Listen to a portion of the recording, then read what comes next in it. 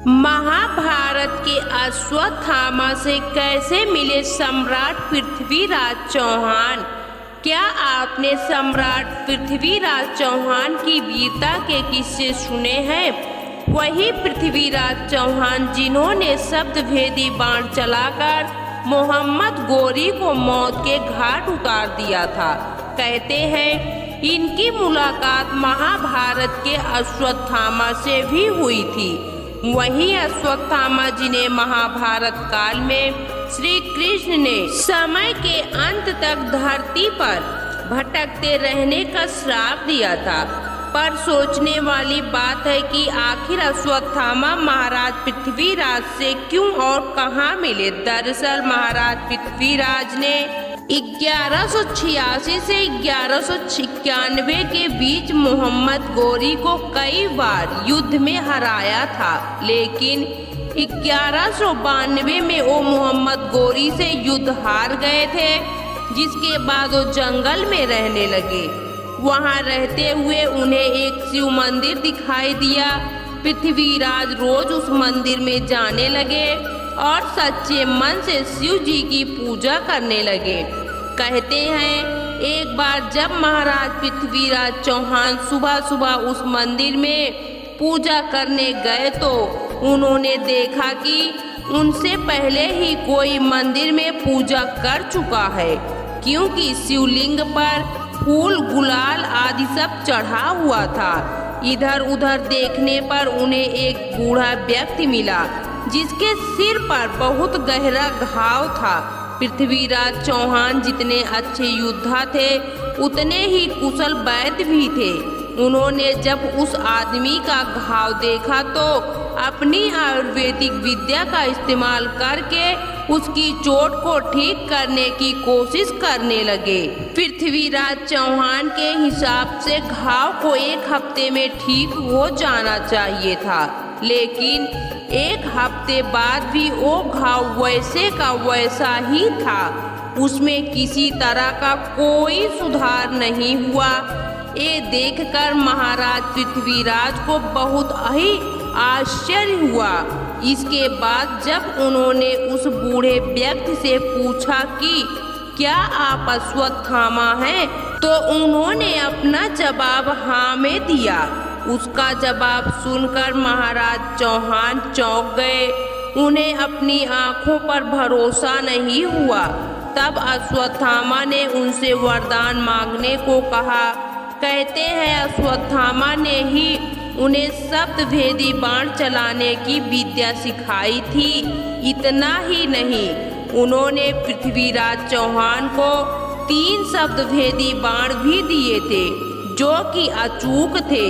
और बाद में इसी विद्या और बाण का इस्तेमाल करके उन्होंने मोहम्मद गोरी को मौत दी थी। कई लोगों का मानना है कि ये मंदिर बुरहानपुर स्थित असीरगढ़ किले का वही शिव मंदिर था, जहां अश्वत्थामा शिव जी की आराधना करने के लिए आज भी रोज आते हैं। हालांकि इस बात में कितनी सच्चाई है इसका कोई पुख्ता सबूत नहीं है। बता दे, महाभारत के इस पात्र अश्वत्थामा की कहानी काफी रहस्यमयी और चौंकाने वाली है, क्योंकि इनको मिले एक श्राप के कारण वो आज भी जीवित हैं और दर दर भटक रहे हैं। कहते हैं अपने पिता की छल से हुई हत्या का बदला लेने के लिए अश्वत्थामा ने पांडव पुत्रों की हत्या कर दी थी। इतना ही नहीं, पांडव वंश का नाश करने के लिए उसने अभिमन्यु की पत्नी उत्तरा के गर्भ में पल रहे बच्चे को मारने के लिए ब्रह्मास्त्र चलाया।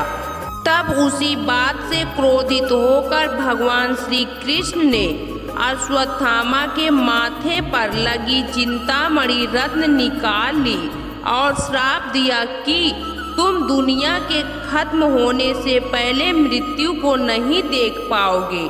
मान्यता है कि वो अपने उस पाप की सजा अश्वत्थामा आज भी भुगत रहे हैं और अपनी मुक्ति के लिए भटक रहे हैं। उनकी मौजूदगी का एहसास कई बार किया गया है। बता दें, मध्य प्रदेश के बुरहानपुर शहर से करीब 20 किलोमीटर दूर असीरगढ़ का किला है। यहाँ के स्थानीय लोगों का कहना है कि अश्वत्थामा आज भी इस किले में भगवान शिव की पूजा करने आते हैं। जिसने भी उनको देखा है वो या तो जिंदा नहीं बचा या फिर उसकी मानसिक स्थिति हमेशा के लिए खराब हो गई। यहाँ के बारे में ये भी कहा जाता है कि अश्वत्थामा पूजा करने से पहले किले के तालाब में स्नान भी करते हैं। दोस्तों, इसके साथ ही जबलपुर की नर्मदा नदी के गौरी घाट के किनारे भी अश्वत्थामा को भटकते हुए देखे जाने की बात कही जाती है। स्थानीय लोगों का कहना है कि यहाँ नदी किनारे भटकते हुए अश्वत्थामा अपने घाव से बह रहे खून को रोकने के लिए कभी कभी हल्दी और तेल मांगते हैं। हालांकि इस संबंध में कोई प्रमाण आज तक नहीं मिल पाया है, लेकिन इस तरह की बातें यहाँ पर लंबे समय से चली आ रही हैं।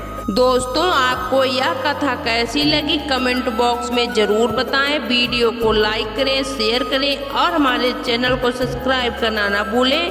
वीडियो देखने के लिए आपका बहुत बहुत धन्यवाद।